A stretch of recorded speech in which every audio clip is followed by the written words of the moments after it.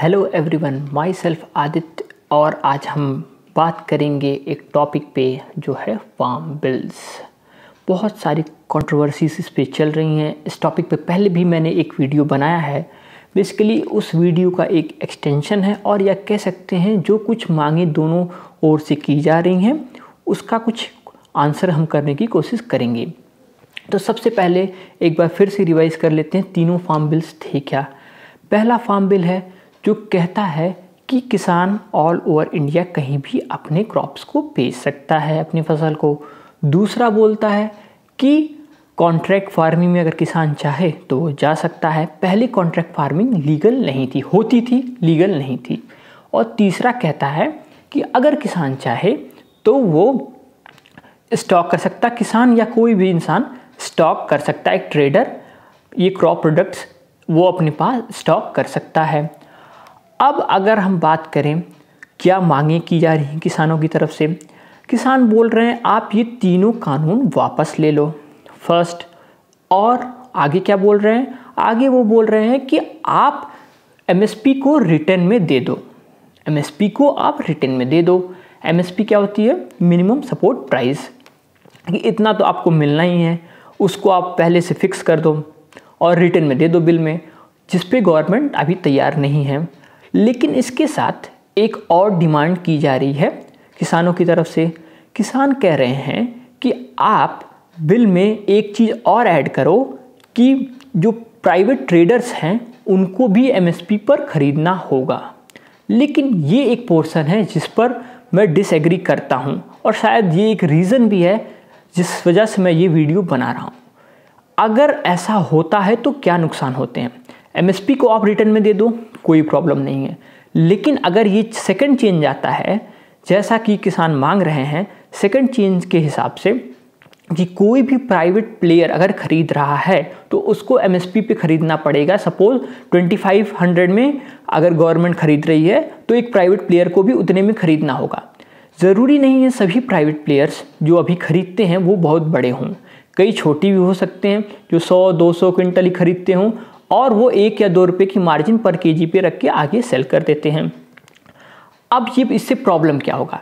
क्योंकि गवर्नमेंट जो है, एक डेटा है, गवर्नमेंट अभी तक जो एमएसपी देती है बस 6% किसानों को देती है एमएसपी। उसमें से आप अगर देखेंगे इस पूरे कंट्रोवर्सी में सबसे ज़्यादा लोग जो हैं पंजाब और हरियाणा से हैं, क्योंकि सबसे ज़्यादा एक्सपीरियंस एमएसपी का एंजॉय वही करते हैं। और लैग बिहार, यूपी, यहाँ पे छोटे फार्मर्स होते हैं ज़्यादातर, इसलिए वो लैग करते हैं क्योंकि उनके पास मार्जिन फार्मर्स होते हैं, मार्जिनल फार्मर्स होते हैं। 86% जो फार्मर्स हैं वो मार्जिनल फार्मर्स हैं जिनके पास देश की 47% लैंड है। तो अगर आप एमएसपी दे रहे हैं तो वो प्लेयर्स तो फ़ायदे में हैं। और गवर्नमेंट को करना क्या चाहिए कि एमएसपी में कितने लोग वो एमएसपी दे रही है उसको बल्कि हर ईयर बढ़ाए। लेकिन अगर वो डायरेक्टली फोर्स कर देगी सीधे कि नहीं सबको एमएसपी पे खरीदना है तो प्रॉब्लम यही होगी, बहुत सारे क्रॉप नहीं बिकेंगे क्योंकि ट्रेडर्स जो रहेंगे उनको कुछ मार्जिन नहीं मिलेगी तो वो मार्केट छोड़कर चले जाएंगे। बिना प्रॉफिट के कोई भी प्राइवेट प्लेयर काम करने को नहीं तैयार होगा, वो फील्ड छोड़कर चला जाएगा। और गवर्नमेंट रातों रात अगर 6% बस वो एमएसपी पे लेती है तो रातों रात सबसे वो एमएसपी पे नहीं ले सकती, ये माना जा सकता है गवर्नमेंट की ओर से भी।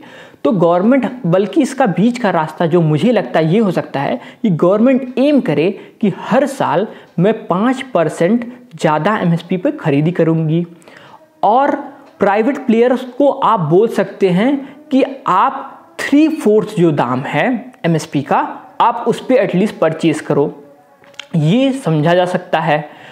और हर साल अगर गवर्नमेंट एम करेगी तो अगले आने वाले 8 से 10 साल में मैक्सिमम लोगों तक एमएसपी पहुंच जाएगी, मैक्सिमम किसानों तक एमएसपी पहुंच जाएगी और उनको पूरा बेनिफिट मिल जाएगा।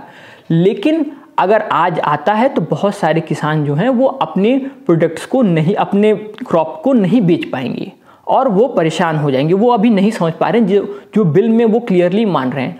अच्छा, अगर मुझसे पूछा जाए तीनों बिल में सबसे एक बिल या कौन सा एक लॉ जिसको एक्सेप्ट किया जा सकता है तो वो है कॉन्ट्रैक्ट फार्मिंग का। डेफिनेटली कॉन्ट्रैक्ट फार्मिंग से बेनिफिट होता है, बाकी दो लॉ में मुझे कुछ नहीं दिखता है, क्योंकि पहला लॉ पहले भी था, पहले भी हम कभी बाउंड नहीं थे एज ए फार्मर कि हम सेल ना कर सकें, और जो थर्ड वाला है वो उसको मैं सपोर्ट नहीं कर सकता स्टॉकिंग का, क्योंकि वो इन्फ्लेशन को लाएगा। इसलिए पहले और तीसरे एलिमिनेट होते हैं, बचता है सेकंड वाले लॉ में जो किसानों को प्रॉब्लम है वो है रिगार्डिंग कि आप कोर्ट में इसको क्लेम कर सकते हो कि नहीं।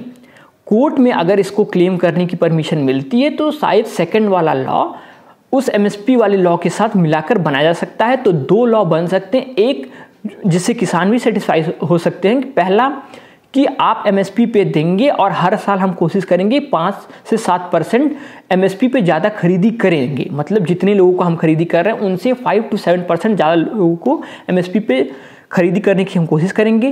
प्राइवेट प्लेयर जो खरीद रहे हैं वो मिनिमम 3/4 ऑफ एमएसपी पे उनको लेना पड़ेगा, सेकंड ये कर सकते हैं।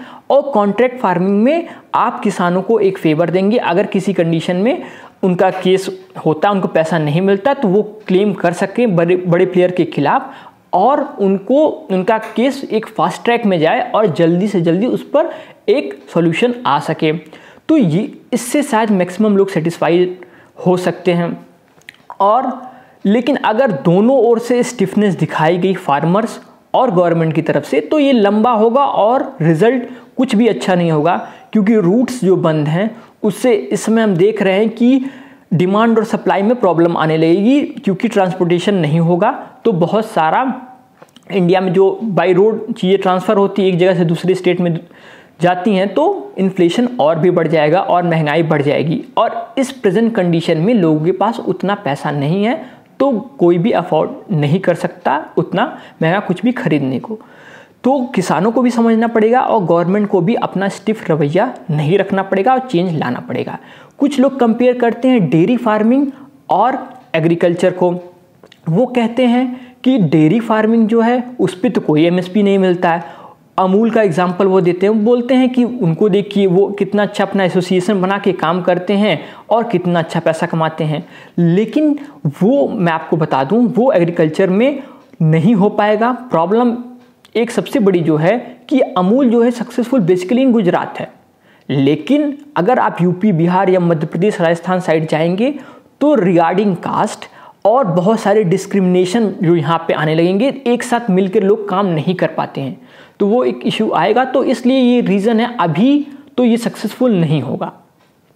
तो मुझे लगा इन टॉपिक्स पे डिस्कस करना चाहिए हमें, और देखेंगे जल्दी से जल्दी गवर्नमेंट क्या डिसीजन लेके आती है, क्योंकि सब इफेक्ट हो रहे हैं और एक बहुत वल्नरेबल क्लास है फार्मर्स जो अफेक्टेड हो रहे हैं, तो उनको बचाना चाहिए। गवर्नमेंट को भी सोचना पड़ेगा और जहाँ से भी आवाज़ उनके सपोर्ट में उठे सही है, लेकिन कुछ भी अगर वो मांग करेंगे तो वो नहीं सपोर्ट किया जा सकता, क्योंकि हमको कंट्री का लॉन्ग टर्म भी देखना होगा।